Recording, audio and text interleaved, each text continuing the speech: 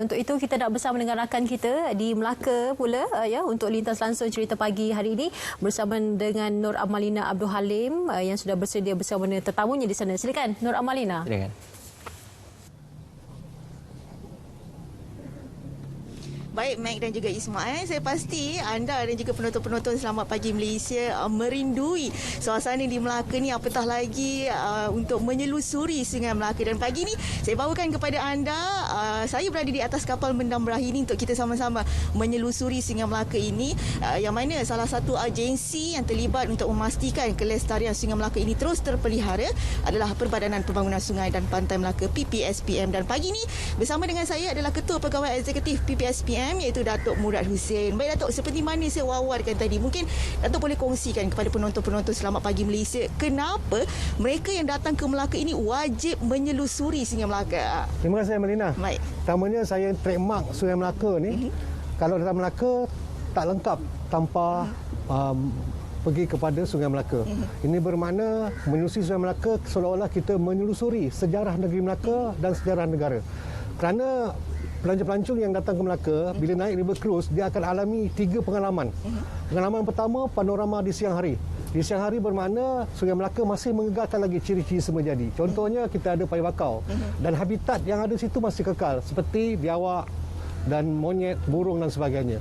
Kedua, panorama di malam hari lebih tertumpu kepada pencahayaan yang ada sangat menarik di waktu malam.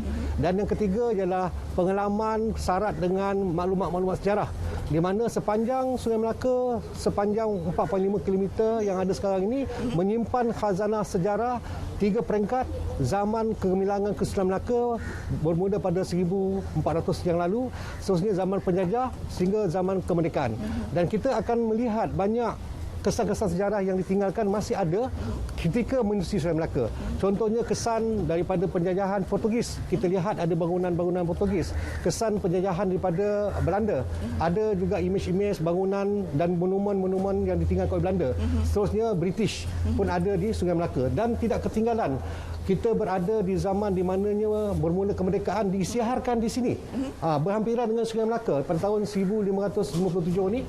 Dan bermulanya kemerdekaan tu, imej di Sungai Melaka ni masih ada menunjukkan tentang pengalaman menyusuri Sungai Melaka ni. 3 zaman yang berbeza. Itu sebabnya pelancong datang Melaka, dia kena naik river cruise. Wajib dia tu. Wajib naik river cruise. Kalau tak naik river cruise, dia akan menunjukkan bahawa pengalaman dia tak lengkap. Itu yang pentingnya lah. Kalau kita nak menunjukkan bahawa pentingnya kita perlu menelusuri Sungai Melaka ini. Baik Datuk, kita sedia maklum dalam tempoh pandemik COVID-19 ini, sektor pelancongan antara yang terjejas teruk. Jadi mungkin pihak PPSPM sendirilah ada perancangan strategi pemulihannya. Bagaimana Datuk? Okey, untuk semua sedia maklum lah, semasa kita menghadapi wabak influenza COVID-19 ini, sektor pelancongan di Melaka memang terjejas. Termasuklah juga river cruise.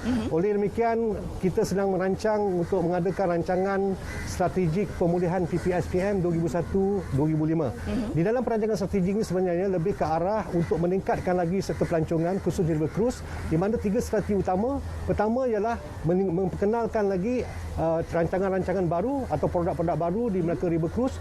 Contohnya, kita ada pengenalan kepada konsep taksi air ataupun kita panggil nanti sebagai loncat-loncat cruise.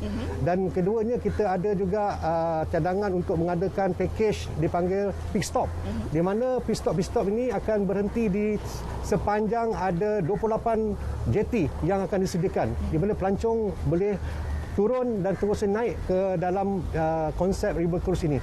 Dan ketiga, kita juga akan memperkenalkan juga dipanggil love boat. Ini satu lagi produk yang kita akan perkenalkan. Itu di antaranya perkara yang kita melihat pentingnya kita buat pembaruan di dalam konsep river cruise yang akan datang. Di samping kita memperkukuhkan pengsuturan dari segi memperkukuhkan dari segi struktur organisasi dan juga meningkat lagi aspek pemasaran. Itu di antara strategi lah untuk rancangan strategi pemulihan ini. Baik, terima kasih Datuk atas perkongsian itu. Jadi saya kira sampai di sini saja lintas langsung dari Melaka bersama saya Nur Amalina Abdul Halim serta kru penerbitan kembali semula bersama Ismail dan Margaret di Selamat Pagi Malaysia.